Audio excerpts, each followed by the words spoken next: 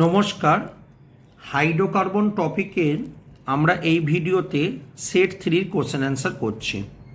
এখানে ফার্স্ট কোশ্চেনটি বলেছে some meta direction substitution in aromatic substitution are given which one of the most deactivating compound. জানতে চেয়েছে most deactivating compound কোনটা। দেখো, মোস্ট ডিঅ্যাক্টিভেটিং কম্পাউন্ড হবে আমার কাছে NO2। আমরা জানি এখানে যে কটা রয়েছে সবগুলোই ইলেকট্রন উইথড্র করে নেয়, কিন্তু NO2-র অক্সিজেন এবং নাইট্রোজেনের ইলেকট্রোনেগেটিভিটি বেশি হওয়ার জন্য এখানে উইথড্রয়িংটা বেশি, ফলে বেশি পরিমাণে ইলেকট্রন রিং থেকে বাইরে বার করে নেবে, ফলে রিংটা বেশি পরিমাণে কী হবে, ডিঅ্যাক্টিভেটেড হবে। তার মানে মোস্ট ডিঅ্যাক্টিভেটেড কম্পাউন্ড অবশ্যই যার মধ্যে কি আছে, NO2 আছে রিংয়ের সঙ্গে।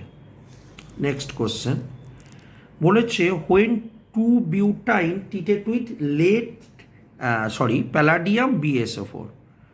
তো বুঝতেই পারছি এখানটা রিয়াকশানটা আমার কাছে কি হবে, ট্রিপল বন্ড থেকে বেসিক্যালি একটা ডবল বন্ড ফর্ম করবে। কিন্তু এখানে বুঝতে হবে প্যালাডিয়াম আমার কাছে কিভাবে কাজটা করে। প্যালাডিয়াম মানে হাইড্রোজেন প্যালাডিয়াম BSO4 যে দুখানা হাইড্রোজেন ইন্ট্রোডিউসড করে সেটা কিন্তু সিস পজিশনে করে। এই জিনিসটাকেই যদি লিকুইড অ্যামোনিয়া দিতাম, দুটো হাইড্রোজেন কিন্তু তখন টার্নসে আসতো। তাই খেয়াল রাখবে, কোশ্চেনটা কিন্তু প্রায় দেয় যে হাইড্রোজেন প্যালাডিয়াম BSO4 দিলে কী হবে, দুটো হাইড্রোজেন সিসে আসবে, সিস পজিশনে আসবে, তাই তো।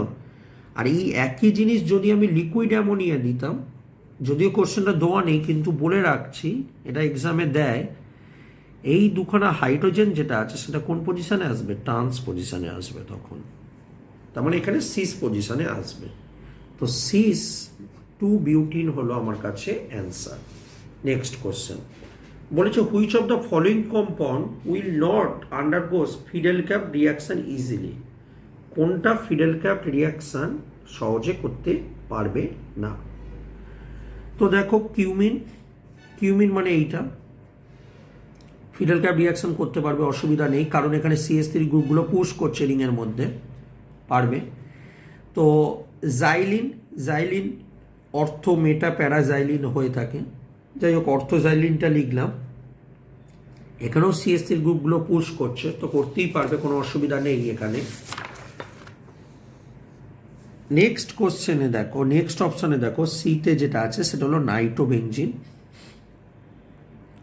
তো নাইট্রোবেনজিন দেখো রিং থেকে ইলেকট্রন টেনে নেয়, মানে রিংটাকে কি করে, ডিঅ্যাক্টিভেটেড করে, এবং রিংটাকে ডিঅ্যাক্টিভেটেড করবার জন্য এই নাইট্রোবেনজিন পারবে না।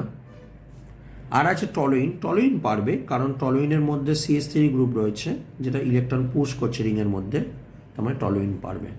তাহলে একমাত্র পারলো না কে, নাইট্রোবেনজিন। তার মানে নাইট্রোবেনজিন হবে আমার কাছে অ্যান্সার। আমাকে জানতে চেয়েছিল কে পারবে না।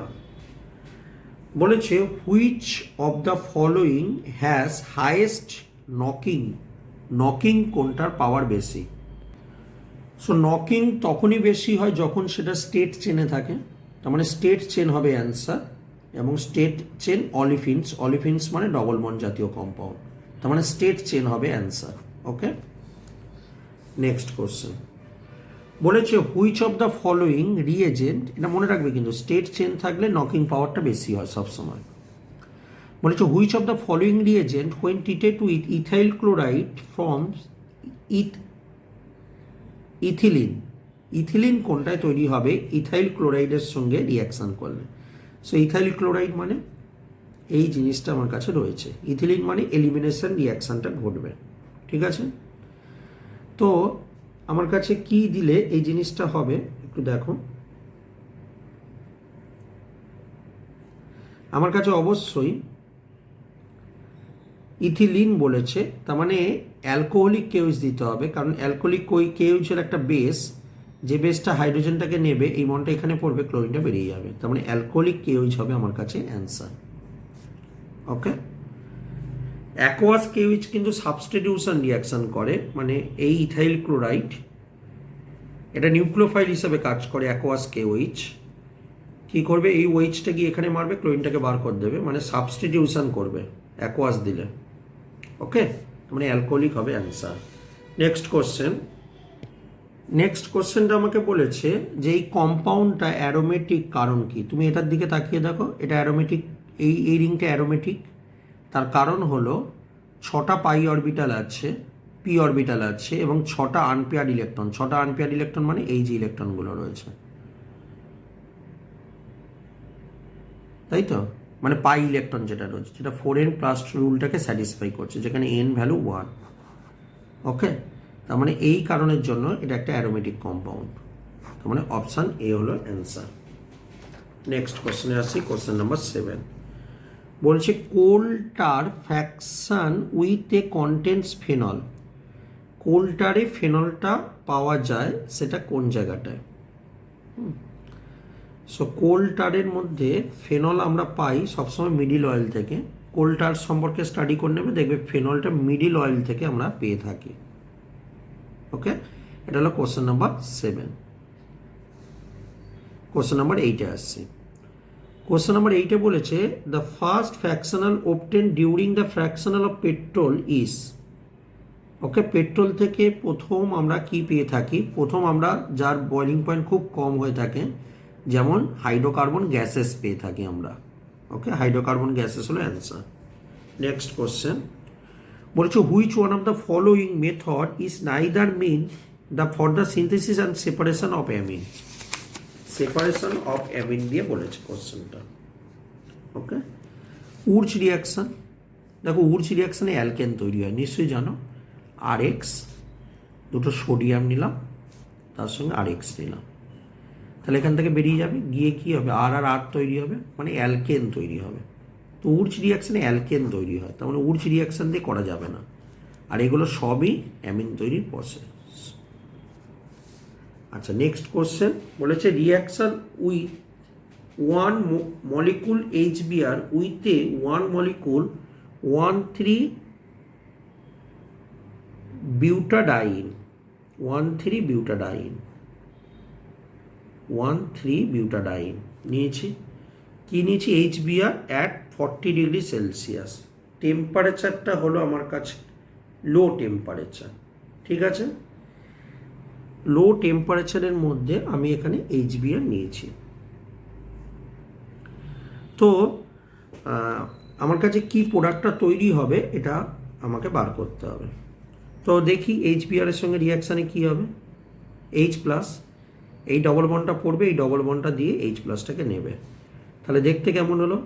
এই ডবল বন্ডটা এই পাশে চলে এসছে, মানে এখানে ডবল বন্ড, আর এই ডবল বন্ডটা দিয়ে Hটাকে নিয়েছে, তার মানে H এখানে হয়ে গেছে। এই কার্বন থেকে ডবল বন্ডটা শিফট খেয়েছে, তার মানে এই কার্বনের দিকে তাকিয়ে দেখো, এই কার্বনের মধ্যে একটা ডেফিসিয়েন্সি ক্রিয়েট হবে, মানে এখানে হবে প্লাস। আই রিপিট, ডবল বন্ডটা পাশে পড়বে, এই বন্ডটা খুলে গিয়ে Hটাকে নেবে, তার মানে এই কার্বনের সঙ্গে Hটা যুক্ত হবে, এখানে H যুক্ত হয়ে গেছে। এই ডবল বন্ডটা এখানে শিফট খেয়েছে, তার মানে এখানে ডবল বন্ড হয়েছে।